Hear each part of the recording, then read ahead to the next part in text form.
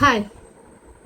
ജീവിതമെന്ന വലിയ നുണ, മരണമെന്ന വലിയ സത്യം എന്ന ടാഗ്ലൈനോടെ 1994 റിലീസായ ചിത്രമാണ് സുഹൃതം.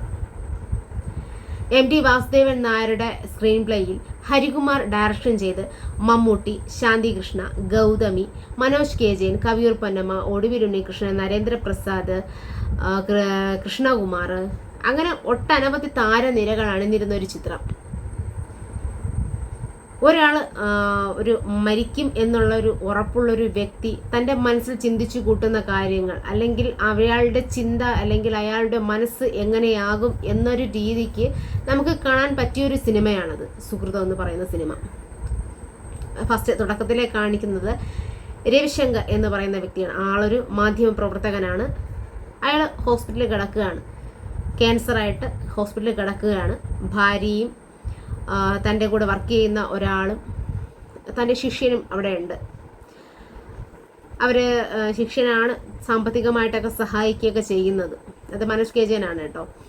അപ്പോൾ ഡോക്ടർ വരുമ്പോൾ അദ്ദേഹത്തെ ചോദിക്കുന്നുണ്ട്, തനിക്ക് ഇനി എത്ര മാസമാണ് ജീവനോടെ ഉള്ളത്, അല്ലെങ്കിൽ എത്ര ദിവസമാണ് ജീവനോടെ ഉള്ളത്. അപ്പം ഡോക്ടറിന് അതൊരു ഉത്തരം പറയാനായിട്ട് സാധിക്കുന്നില്ല. ചിലപ്പോൾ 1 വർഷമാകാം, ചിലപ്പോൾ 6 മാസമാകാം, അല്ലെങ്കിൽ പെട്ടെന്ന് തന്നെ സംഭവിക്കാം. അതിനൊരു ക്ലിയർ ആയിട്ടൊരു ഉത്തരം കൊടുക്കാനായിട്ട് സാധിക്കുന്നില്ല.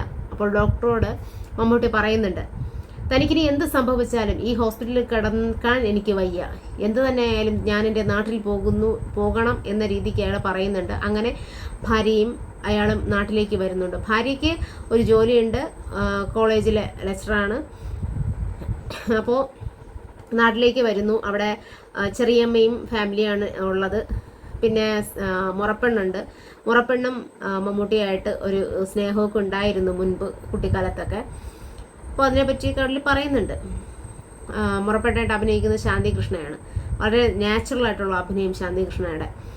അപ്പോൾ ജോലിക്ക് ലീവ് കിട്ടാത്തത് കൊണ്ട് ഭാര്യ ജോലിക്ക് പോകുന്നുണ്ട്, ഹോസ്റ്റലിൽ നിന്ന് ജോലിക്ക് പോകുന്നുണ്ട്. വെള്ളിയാഴ്ച ഇവിടെ എത്തുന്നുണ്ട്, അവധി ദിവസങ്ങളിൽ ഇവിടെ വരും. അപ്പോൾ മമ്മൂട്ടിയുടെ കാര്യങ്ങളൊക്കെ നോക്കി നടത്തുന്നത് ശാന്തി കൃഷ്ണയാണ്.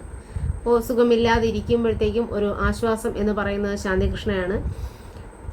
അപ്പോൾ അവിടെ നിൽക്കുന്ന ഒരു സമയത്തിൽ, അല്ലെങ്കിൽ ഇതിൽ സ്വത്ത് ഭാഗം വയ്ക്കാനോ അല്ലെങ്കിൽ സ്വത്ത് ഒരു ട്രസ്റ്റിൽ എഴുതി കൊടുക്കാനോ ഒക്കെ ശ്രമിക്കുന്നുണ്ട്. കാരണം വിറ്റ് തുളയ്ക്കാനായിട്ട് മമ്മൂട്ടിക്ക് താല്പര്യപ്പെടുന്നില്ല. ഒരു ട്രസ്റ്റായിട്ട് രൂപീകരിക്കണം, താൻ മരിച്ച ശേഷവും അങ്ങനെ നിലനിൽക്കണം എന്ന രീതിക്കാണ് അയാൾ പറയുന്നത്. അയാൾ മരണത്തെക്കുറിച്ച് അയാൾ ചിന്തിച്ച് കൂട്ടുകയാണ്. കാരണം താൻ മരിച്ചു കഴിഞ്ഞാൽ എന്തായിരിക്കും എന്നൊരു സ്ഥിതിയിൽ അദ്ദേഹം ചിന്തിച്ചു കൂട്ടുന്നതാണ്.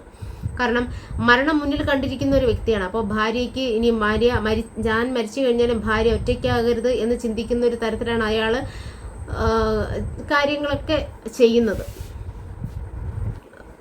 ഭാര്യയോട് തന്നെ പറയുന്നു, തൻ്റെ ശിഷ്യനുമായിട്ട് ഒന്നിക്കണം എന്ന രീതിക്കൊക്കെ ഭാര്യയോടും പറയുന്നുണ്ട്. അപ്പോൾ ശിഷ്യന് മുമ്പ് ഒരു ഇഷ്ടം ഉണ്ടായിരുന്നു, മാലിനിയോട് ഒരു ചെറിയൊരു ഇഷ്ടവും സ്നേഹമൊക്കെ ഉണ്ടായിരുന്നു. അപ്പോൾ അതൊക്കെ അയാൾ എടുത്ത് പറയുന്നുണ്ട്, അവർ ഒന്നിച്ച് ജീവിക്കണം എന്നൊക്കെ പറഞ്ഞു കൊടുക്കുന്നുണ്ട്. അങ്ങനെ ഇരിക്കുമ്പോഴാണ് അവിടേക്ക് ഒരു ഡോക്ടർ വരുന്നത്, നരേന്ദ്രപ്രസാദ്. അപ്പോൾ അദ്ദേഹം തൻ്റെ ആശ്രമം വിത്ത് ഹോസ്പിറ്റൽ ആ ഒരു സ്ഥിതിയിലാണ്. അപ്പോൾ അവിടേക്ക് ക്ഷണിക്കുന്നുണ്ട് മമ്മൂട്ടിയെ. മമ്മൂട്ടി പോകാനായിട്ട് കൂട്ടാക്കുന്നില്ല. അപ്പോൾ അദ്ദേഹം പറയുന്നൊരു ഇതുണ്ട്, എന്തായാലും മരിക്കാനല്ലേ വന്നത്, കുറച്ചുകൂടെ പ്രകൃതി സൗന്ദര്യം കണ്ട് ആസ്വദിക്കാനായിട്ട് ഞാൻ താങ്കളെ ക്ഷണിക്കുകയാണ്. ആ ഒരു വരിയൊക്കെ എന്ത് മനോഹരമാണെന്ന് നോക്കിയേ. അപ്പോൾ മമ്മൂട്ടി എന്തായാലും ഒരു പരീക്ഷണത്തിന് ഒരുങ്ങി അങ്ങനെ ഊട്ടിയിലേക്ക് പോവുകയാണ്. അവിടുത്തെ മെഡിറ്റേഷനും അവിടുത്തെ മരുന്നും കാര്യങ്ങളൊക്കെ ആയിട്ട് മമ്മൂട്ടി വളരെ ആരോഗ്യവാനായിട്ട് തിരിച്ചു വരികയാണ്. തൻ്റെ രോഗാവസ്ഥകളൊക്കെ മാറ്റി തിരിച്ചു വരുമ്പോൾ തൻ്റെ വീട്ടുകാരോ അല്ലെങ്കിൽ തൻ്റെ ഭാര്യയോ ആരും അദ്ദേഹത്തെ ഒരു സന്തോഷമുള്ളവനായിട്ട് കാണാനായിട്ട് അയാൾക്ക് കഴിയുന്നില്ല. കാരണം ചിറ്റപ്പൻ തന്നെ വിളിച്ച് പറയുന്നുണ്ട്, രവി ഇപ്പോഴൊന്നും മരിക്കുമെന്ന് തോന്നുന്നില്ല, നീ ഇങ്ങനെയൊന്നും പറയണ്ട. അതൊക്കെ കേൾക്കുമ്പോൾ ഉള്ളൊരു അവസ്ഥ, മനുഷ്യൻ്റെ ഒരു അവസ്ഥ, ആരും തൻ്റെ കൂടെ ഇല്ല എന്നുള്ളൊരു തോന്നൽ. തൻ്റെ ഭാര്യ പോലും തൻ്റെ കൂടെ ഇല്ല. ആ ഭാര്യയെ കുറ്റം പറയാൻ പറ്റത്തില്ല. കാരണം മരിക്കാൻ കിടക്കുന്ന സമയത്ത് അയാൾ ചെയ്ത് കൂട്ടിയ ഒരു കാര്യങ്ങൾ, അപ്പോൾ അയാൾ മരിക്കാതിരുന്നതാണ് താൻ ചെയ്ത തെറ്റ് എന്ന് അയാൾക്ക് ഒരു ഉത്ബോധം വരികയാണ്. അങ്ങനെ ഒരു ചിന്ത അയാളെ മനസ്സിൽ ഉടലെടുക്കുകയാണ്. തൻ്റെ ഓഫീസിൽ പോയി നോക്കുന്നു. ഓഫീസിൽ അയാളിരുന്ന സീറ്റിൽ വേറൊരാൾ ഇരിക്കുകയാണ്, അല്ലെങ്കിൽ വേറൊരാൾക്ക് സീറ്റ് കൊടുത്തിരിക്കുകയാണ്. അപ്പോൾ വെറുതെ അയാളെ പുസ്തകങ്ങളൊന്നും എടുക്കാനായിട്ട് നോക്കുമ്പോൾ തൻ്റെ മരണ വാർത്ത എഴുതി വെച്ചിരിക്കുന്ന ഒരു പേപ്പറാണ് അദ്ദേഹം കാണുന്നത്. തൻ്റെ മരണ വാർത്ത താൻ എടുത്ത് വായിക്കുകയാണ്.